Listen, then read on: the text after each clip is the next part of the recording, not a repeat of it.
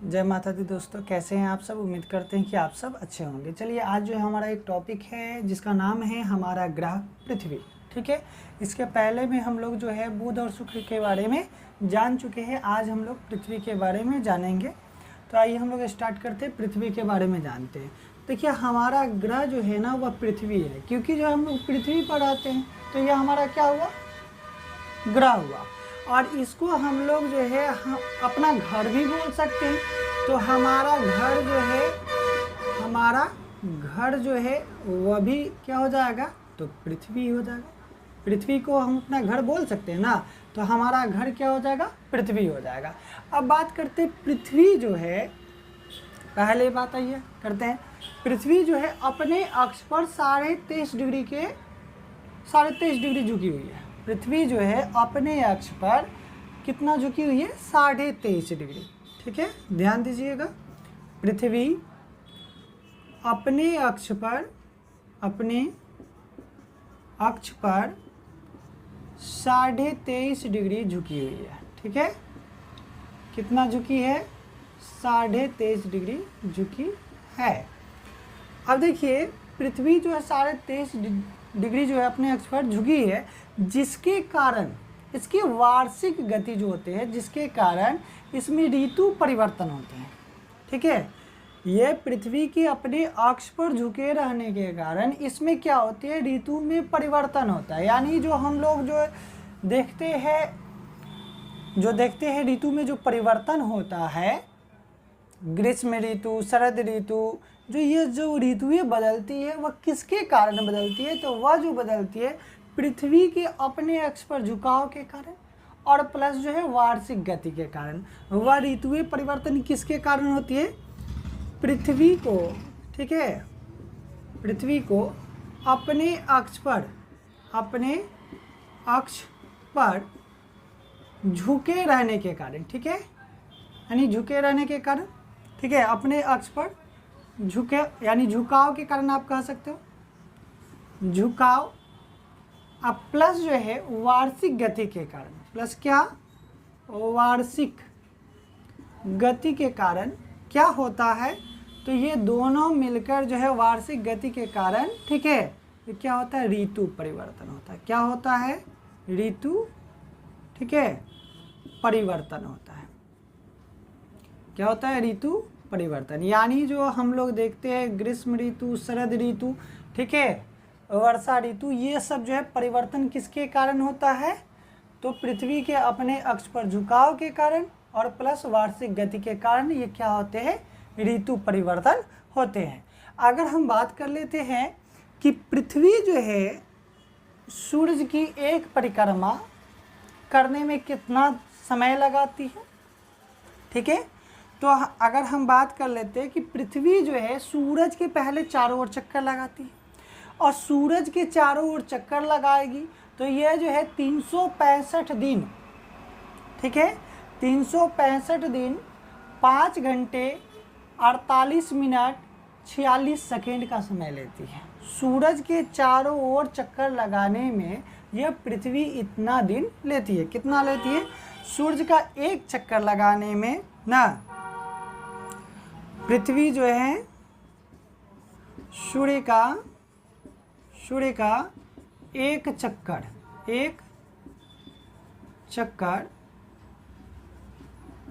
लगाने में, ठीक है, कितना समय लेती है, पृथ्वी सूरज का एक चक्कर लगाने में 365 दिन कितना लेती है, 365 दिन 5 घंटे 48 मिनट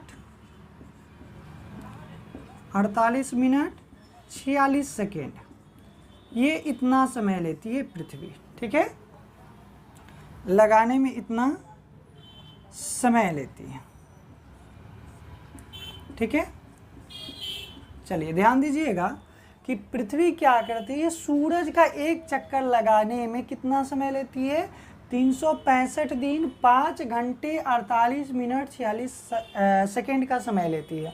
अब ये जो समय लेती है 5 घंटे 48 मिनट 46 सेकेंड को ही हम लोग लगभग जो है 6 घंटे मान लेते हैं। कितना मान लेते हैं, 6 घंटे। इसीलिए जो है अगर बात किया जाता है तो हम लोग ऐसे बोलते हैं कि पृथ्वी सूरज की एक परिक्रमा करने में कितना समय लेती है, तो कहते हैं 365 दिन 6 घंटे। कितना कहते हैं, 365 दिन 6 घंटे लेती है। ठीक, अब देखिए जो पृथ्वी जो है सूरज का एक चक्कर लगाने में जो समय लेती है उसी समय को हम लोग सौर वर्ष कहते हैं। क्या कहते हैं, सौर वर्ष कहते हैं। ठीक है, पृथ्वी क्या करती है, सूरज का एक चक्कर लगाने में जो समय लेती है उसी को हम लोग क्या कहते हैं, सौर वर्ष कहते हैं। अब ये दिन माने दिन जो लेती है वो कितना लेती है, 365 दिन 6 घंटे लेती है। ठीक, अब क्या होता है, हम लोग जो साधारण वर्ष में मान लेते हैं 365 दिन। ठीक, एक साल में एक वर्ष जो है कितने दिन के बराबर होता है, एक वर्ष जो है 365 दिन के बराबर होता है। कितने दिन के बराबर होता है, 365 दिन के बराबर होता है। लगभग इसको 365 दिन मान लेते हैं। ठीक, ये कौन सा वर्ष हो जाता है, इसको बोलते हैं हम लोग साधारण वर्ष। इसको क्या बोलते हैं, साधारण वर्ष बोलते हैं। ठीक, इसको हम लोग बोलते हैं साधारण वर्ष। अगर वही बात कर लेते हैं, एक वर्ष जो है एक लीप वर्ष बोल सकते हैं, एक लीप ईयर कहिए, या अधि वर्ष भी बोल सकते हैं। एक जो है अधि वर्ष बोलिए, एक अधि वर्ष जो होता है जिसको हम लोग लीप ईयर बोलते हैं। ठीक है, लीप ईयर बोलते हैं। तो एक लीप ईयर जो होता है वह 366 दिनों का होता है। ठीक, और लीप ईयर जो होते हैं वह 4 साल के बाद आते हैं। लीप वर्ष जो होते हैं, अधि वर्ष जो होते हैं, ठीक है, वह 4 साल में एक बार आते हैं। होता क्या है कि ये जो 365 दिन 6 घंटे जो होते हैं, तो 6 घंटे एक्स्ट्रा जो होते हैं उसको काट काट कर 4 साल, यानी 4 साल में इसको जोड़कर जो है कितना हो जाता है, 6 साल अगर 4 बार जोड़िएगा तो ये 24 घंटे हो जाते हैं। और 24 घंटे बराबर क्या होता है, एक दिन होता है। क्या होता है, एक दिन रात होता है ना। तो इसी को हम लोग जो है एक दिन रात के बराबर जो 24 घंटे जब हो जाते हैं तो उसको चौथा साल जो है जोड़ दिया जाता है, जिसके कारण फरवरी जो साधारण वर्ष में 28 दिनों का होता है, वही लीप ईयर में जो फरवरी का महीना होता है वह 29 दिनों का होता है। फरवरी का जो महीना होता है लीप ईयर में वह 29 दिनों का होता है। ठीक है, और साधारण वर्ष में फरवरी का महीना 28 दिनों का होता है। ठीक, अब बात करते हैं, ये फरवरी का महीना हो गया। ठीक है, सूरज के चारों तरफ जिस वेग से गति करती है, सूरज का एक चक्कर पूरा करती है, उसका वेग कितना होता है, तो वह जो होता है 29.8 किलोमीटर प्रति सेकेंड की रफ्तार से वह क्या करती है, सूरज का एक चक्कर पूरा करती है। क्या करती है, सूर्य का एक चक्कर पूरा करती है। सूर्य का क्या करेगी, एक चक्कर पूरा करती है। ठीक है, एक चक्कर पूरा करती है या एक चक्कर लगाती है। इसी जो है रफ्तार में जब एक चक्कर लगाती है तो इसी रफ्तार को वार्षिक गति कहते हैं। इसी को हम लोग क्या कहते हैं, वार्षिक गति, या जो है हम लोग इसी को बोलते हैं परिक्रमण। इसी को हम लोग क्या बोलते हैं, परिक्रमण। ये जो होता है 29.8 किलोमीटर प्रति सेकेंड एक्यूरेट होता है। इस वेग से जो है, इस गति से जो है पृथ्वी क्या करती है, सूरज के चारों ओर चक्कर लगाती है। इसी को हम लोग कभी कभी जो है 30 किलोमीटर प्रति सेकेंड ये मान लेते हैं कि इस रफ्तार से ये चक्कर लगाती है, या आपको ये लगभग में हो जाता है, ये एक्यूरेट हो जाता है। अब बात करते हैं दिन और रात जिसके कारण होता है, उसके बारे में अगर बात कर लेते हैं तो दिन और रात जो है पृथ्वी पर होता है वह जो है घूर्णन गति के कारण होता है। पृथ्वी के घूर्णन गति के कारण जो है क्या होता है, दिन और रात होता है। ध्यान दीजिएगा, पृथ्वी के घूर्णन गति के कारण दिन और रात होता है। दिन और रात होता है। ठीक है, दिन और रात किस गति के कारण होता है, घूर्णन गति के कारण दिन और रात होता है। होता क्या है कि जब पृथ्वी जो है अपने अक्ष पर क्या करेगी, चारों अपने अक्ष पर ही एक चक्कर लगाएगी, अपने अक्ष पर रहकर क्या करेगी, एक चक्कर लगाएगी, जिसके कारण जो है क्या होगा, दिन और रात होगा। तो ये पृथ्वी अपने अक्ष पर कैसे घूमेगी, सो भी आप देख लीजिए। पृथ्वी अपने अक्ष पर घूमेगी, ध्यान दीजिएगा। ये आपका सूरज हो गया, ठीक है, समझिए बात को। और ये आपकी जो है मान लीजिए कि ये कक्षा बना रहे पृथ्वी की, ये आपका पृथ्वी की कक्षा हो गई, ठीक है। ये आपका जो है पृथ्वी ग्रह हो गया, ठीक, समझिएगा। ये आपकी पृथ्वी है, ये आपकी क्या है, पृथ्वी है। ये आपका क्या है, सूरज है। अब क्या हुआ, जब पृथ्वी जो है घूमेगी तो पहले देख लीजिए वार्षिक गति तो क्या हो जाएगा, पृथ्वी जो है ये पूरा घूमकर यहाँ से घूमकर फिर यहीं पे आ जाएगी, तो इस गति को वार्षिक गति कहेंगे, ठीक। लेकिन पृथ्वी क्या होगा, इसके कारण, इस वार्षिक गति के कारण क्या होता है, ऋतु परिवर्तन होता है, जो हमने आपको यहाँ बताया ऋतु परिवर्तन। और वार्षिक गति और पृथ्वी के झुकाव के कारण, ठीक है, उत्तरी ध्रुव और दक्षिणी ध्रुव जो है इसके घूर्णन करने के कारण क्या होते हैं, उनकी स्थिति में परिवर्तन होता है, जिसके कारण जो है क्या होती है, ऋतु परिवर्तन होता है, ठीक है।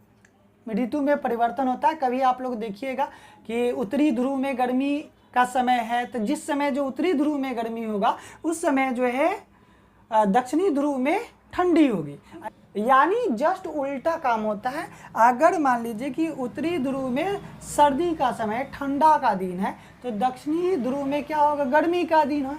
अगर वही उत्तरी ध्रुव में गर्मी का दिन है तो दक्षिणी ध्रुव में ठंडा का दिन होगा। तो जस्ट इस वार्षिक गति के कारण होता है, ठीक है, ये दूसरा कोई गति के कारण नहीं होता है। वार्षिक गति के कारण जो है ऋतु में परिवर्तन आते हैं। लेकिन देखिए अब जो है ये पृथ्वी जो है अपने अक्ष पर कैसे घूमेगी, देखिए ध्यान दीजिए, किस गति से घूमेगी वो भी आपको बताते हैं। ये मान लीजिए कि ये हमारा मार्कर है, थोड़ी देर के लिए मान सकते हैं कि इसको पृथ्वी है, और ये जो है ढक्कन जो है इधर का है, ठीक है।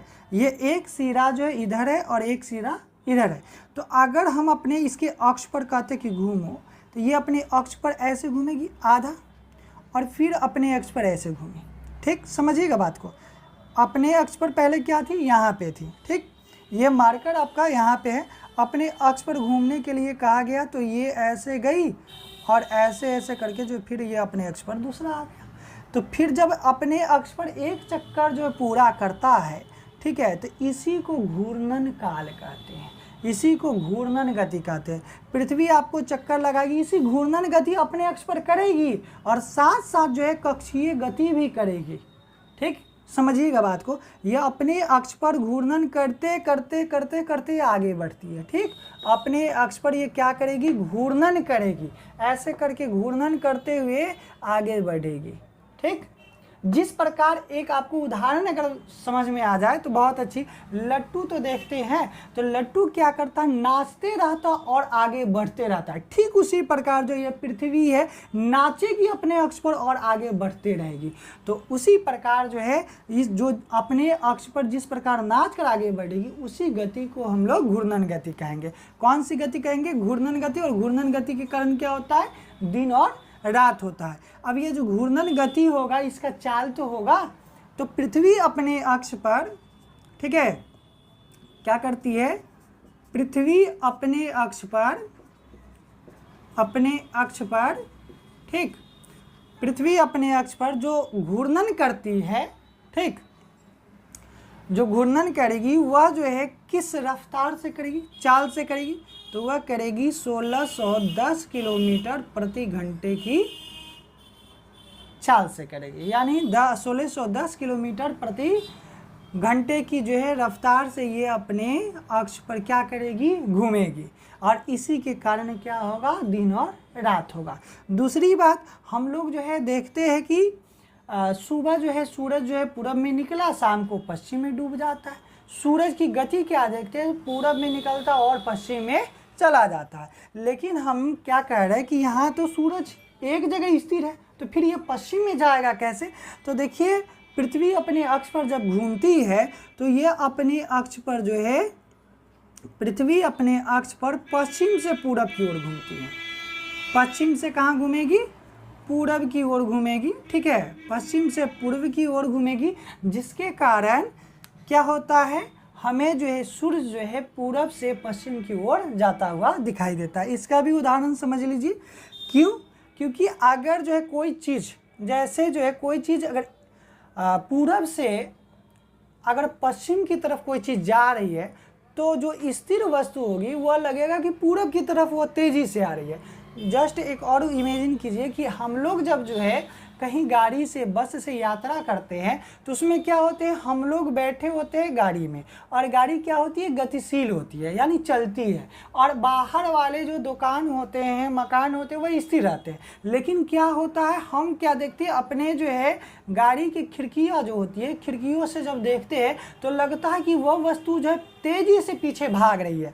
तो इसका कारण यही होता है कि वह वस्तु एक जगह स्थिर है, वह भाग नहीं रही है, बल्कि भाग हम लोग रहे हैं, भाग मेरी गाड़ी रही है। इसीलिए जो है क्या होता है, वस्तु जो है, जैसे हम पूरब में जाएंगे तो कोई भी वस्तु जो है, मेरी गाड़ी आगे पूरब के दिशा में चलेगी तो कोई वस्तु पश्चिम में तेज़ी से भागता हुआ प्रतीत होगा। इसी कारण जो है जब पृथ्वी क्या करती है, पश्चिम से पूरब की ओर गति करती है, तो अन्य जो है, यानी जो है आप समझ सकते हैं, जो सूरज जो है वह पूरब से पश्चिम की ओर गति करता है, करता हुआ प्रतीत होता है, करता नहीं है, करता हुआ प्रतीत होता है।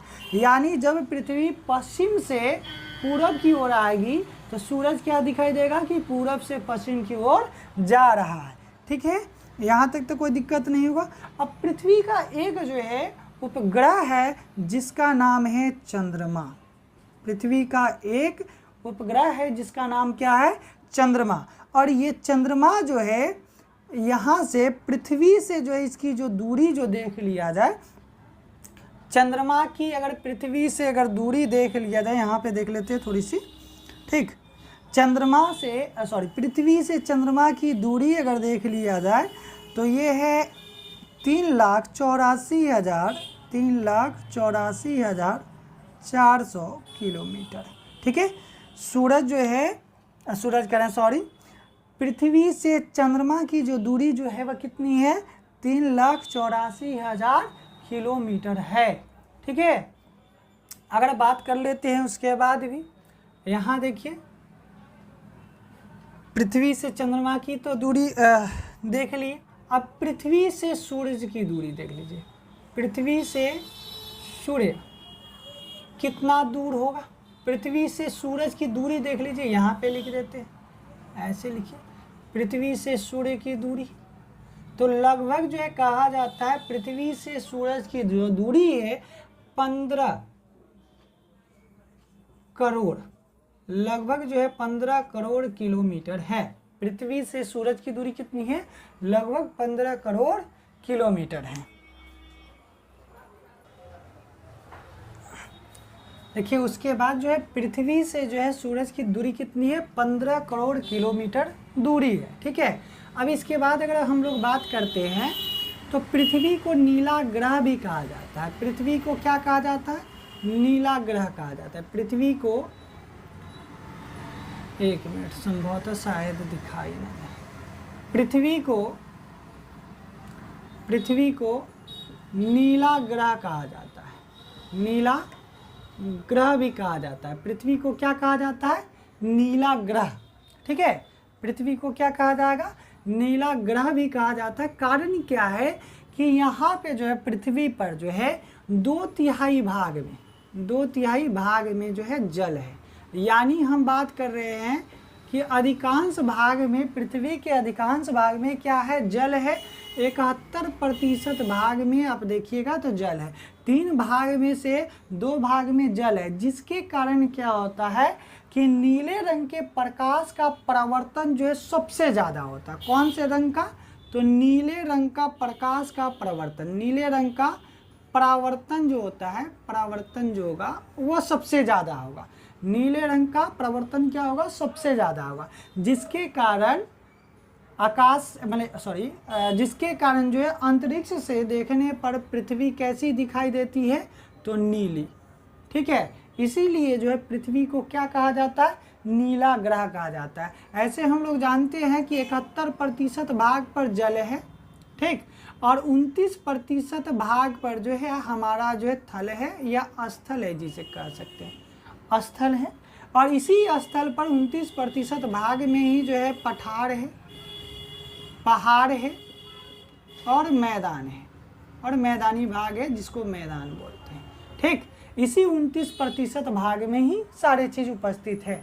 ठीक, अगर बात कर लेते हैं उसके बाद सूरज से, यानी सूरज जो है पृथ्वी से सबसे निकट का तारा है। पृथ्वी से सबसे निकट का जो तारा है, ठीक है, पृथ्वी से सबसे निकट का जो तारा है, सबसे निकट का तारा, ठीक, वह क्या है? तो सूरज है। वह क्या है? सूर्य है। ठीक, लेकिन अगर बात किया जाए कि पृथ्वी के सूरज के बाद जो नज़दीक का जो तारा है उसका नाम है प्रॉक्सिमा सेंचुरी। क्या नाम है? प्रॉक्सिमा सेंचुरी तारा। ठीक, प्रॉक्सिमा सेंचुरी तारा, ये जो है अल्फा सेंचुरी समूह का एक तारा है। यह प्रॉक्सिमा जो सेंचुरी है किसका तारा है? तो ये जो है अल्फा सेंचुरी, क्या नाम है? अल्फा सेंचुरी समूह का एक तारा है, समूह का एक तारा है। ठीक है, अब जो है यहाँ तक जो है हम लोग जान गए। उम्मीद करते हैं कि आपको समझ में आया होगा। तो आज के लिए इतना ही। धन्यवाद वीडियो देखने के लिए।